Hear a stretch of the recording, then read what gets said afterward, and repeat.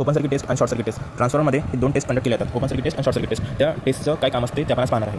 ट्रान्सफॉर्मरमध्ये आपल्याला efficiency, voltage regulation हे काही टर्म्स असतात, ते काढण्यासाठी आपल्याला ओपन सर्किट टेस्ट त्याच्यानंतर शॉर्ट सर्किट टेस्ट आपल्याला कंडक्ट करावं लागतात. तर ओपन सर्किट टेस्ट ट्रान्सफॉर्मरमधले कोअर लॉसेस म्हणजे आयरन लॉसेस फाईन करण्यासाठी आपण कंडक्ट करतो. हे ओपन सर्किट जे टेस्ट आहे याने आपण कोअर लॉसेस फाईन करतो. त्यानंतर यालाच आपण आयरन लॉसेस सुद्धा म्हणतो. तर हे कोअर लॉसेस किंवा आयरन लॉसेस फाईन करण्यासाठी आपण टेस्ट कंडक्ट करतो. तर या टेस्टमध्ये आपण काय करतो, जे सेकंडरी वाइंडिंग असते आपण त्याला ओपन ठेवतो. तर मी एक डायग्राम काढून दाखवतो ओपन सर्किट टेस्टची. हे आपली प्रायमरी वाइंडिंग राहते जे की लेस टर्न्सची राहते. त्यानंतर हे आपली सेकंडरी वाइंडिंग राहते जे की जास्त टर्न्सची राहते.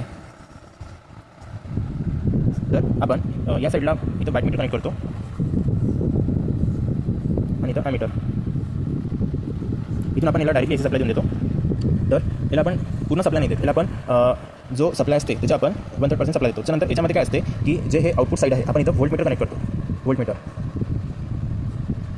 तर आता याच्यानंतर काय होते की जे आपलं जे सेकंडरी व्होल्टमीटर आहे याच्यामध्ये आपल्याला समजून येते की आपल्या इथं आउटपुटमध्ये व्होल्टेज किती जनरेट होत आहे, याच्यानंतर कोअरमध्ये लॉसेस किती होत आहेत ते आपल्याला समजून येते. आपल्याला या टेस्ट करण्याचा मागचा उद्देश काय आहे की आपल्याला कोअरमध्ये होणारे लॉसेस हे फाईन करायचे आहेत. म्हणून आपण हे टेस्ट कंडक्ट करतो. कोअरमध्ये जसं की आता आयरन लॉसेसच्या अंदर 2 लॉसेस अजून पडतात. एक असते त्याच्यामध्ये हिस्टेरिसिस लॉसेस आणि एक असते एडी करंट लॉसेस. तर हिस्टेरिसिस लॉसेस जो असते तो मटेरियलपासून होत असते, एडी करंट लॉसेस हा स्टॅम्पिंगपासून होत असते. तर हे 2 लॉसेस आपण कमीत कमी करण्यासाठी किंवा आपण फाईन करण्यासाठी आपण हे टेस्ट परफॉर्म करत असतो. तर याच्यामध्ये काय होते की काही स्मॉल अमाउंट ऑफ करंट या प्रायमरी वाइंडिंग थ्रू फ्लो होते, कारण की इथं काही या मॅग्नेटिक फील्डमध्ये काही ना काही लॉसेस होत असतात. सेम आता आपण बघणार आहोत short circuit test. Short circuit test कशासाठी कंडक्ट केली जाते, तर जे शॉर्ट सर्किट टेस्ट जे आहे तर हे कंडक्ट करण्याचं मागचं कारण असते की आपल्याला कॉपर लॉसेस फाईन करायचे असतात. त्याच्यामध्ये सिम्पली इथं व्होल्टमीटर जो आहे त्या व्होल्टमीटरच्या जागी आपण ॲमीटर कनेक्ट करतो आणि हे जे वाइंडिंग आहे जे की स्टेप अपची होती तर आपण काय करतो, स्टेप डाऊनची वाइंडिंग कनेक्ट करून टाकतो.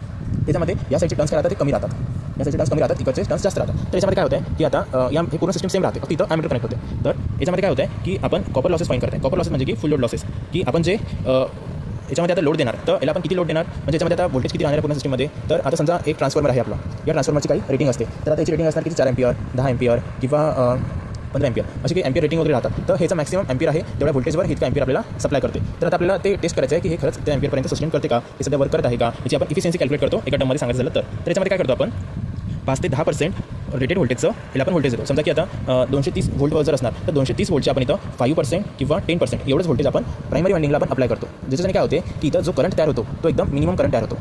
ठीक आहे, कारण की आपण या ठिकाणी शॉर्ट केलेलं आहे. जर आपण इथं पूर्ण 230 जर कनेक्ट केलं असतं तर काय झालं असतं, हे जे वाइंडिंग आहे हे कम्प्लीटली शॉर्ट आहे त्या ॲमीटर थ्रू, इथं एक्सेसिव्ह करंट तयार झाला असतं आणि आपलं ॲमीटर खराब झालं असतं जर इथं आणि इथं शॉर्ट सर्किट पण झालं असतं तयार. तर या टेस्टचं आपण काय करतो फाईन, या टेस्टचं जे मेन पर्पज आहे कॉपर लॉसेस मेजर करण्यासाठी आपण हे टेस्ट परफॉर्म करतो. त्यानंतर इक्विव्हॅलेंट इम्पिडन्स फाईन करण्यासाठी आपण हे टेस्टचं यूज करत असतो. आपल्याला इक्विव्हॅलेंट सर्किट फाईन करण्यासाठी या टेस्टची रिक्वायरमेंट पडते. त्यानंतर व्होल्टेज रेग्युलेशन कॅल्क्युलेट करण्यासाठी आपण या टेस्टचं यूज करतो. ठीक आहे.